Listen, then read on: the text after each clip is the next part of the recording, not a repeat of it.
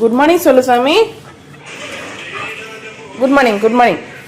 இதை காலையில் வெளியே போயிட்டேன் அக்கா சொன்னாலே. ஃப்ரெண்ட்ஸ், இன்னைக்கு சண்டேன்றதால நான் தூங்கியிருந்தேன். பாப்பா படிக்கிறதுக்காக காலையில் எழுந்திரிச்சிட்டா.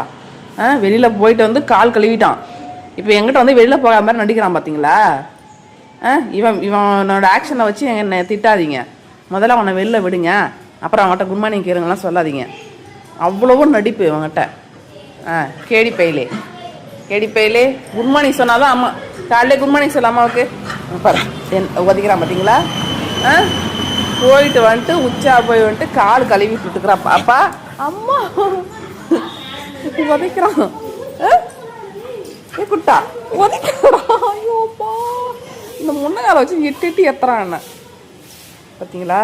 என் குழந்தை காலையில் இன்னைக்கு கோலம் போட்டு பார்த்தீங்களா? எங்கள் சின்னப்பா கோலத்தை பாருங்க எப்படி சொல்கிறேன் கமெண்ட்ல. குழந்தை காலையில் இருந்து சாமி கும்பிட்டுருக்கான். நீ குட் மார்னிங் சொல்லு. குட் மார்னிங் சொல்லு சாமி. அப்போ குட் மார்னிங் சொல்லுடா என் தங்கம். குட் மார்னிங் உங்களுக்கு கிடையாது ஃப்ரெண்ட்ஸ். அவன் சொல்ல மாட்டான், வெளில அனுப்ப முடியாது. எத்தனை முறை போய் வருது அவன். போய் வந்துட்டான் அவன். ஓகேங்களா? இன்னொன்று காமிக்கிறேன் இறங்கும்போது.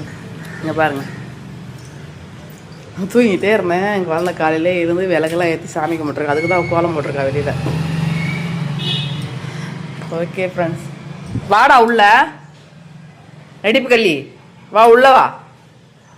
வாடியன் தங்கம், வாடியன் பட்டு. வரமாட்டானோ, நீ அங்கேயே நில்லு. ஓகே ஃப்ரெண்ட்ஸ், எல்லாருக்கும் சண்டே காலை வணக்கம். அவனை இன்னொரு வாட்டி வெளியே விடணும். அதாவது வீட்டில் 4 பேர் இருந்தால் 4 பேரும் தனித்தனியாக வெளியே விடணும் அவரை சாரை. இதுக்கு முன்னாடி வெளியில் போகாத மாதிரியே நடிப்பான் எல்லார்ட்டையும், ஒவ்வொருத்தர்கிட்டையும். வா உள்ள வா. ஓகே ஃப்ரெண்ட்ஸ், பாய்.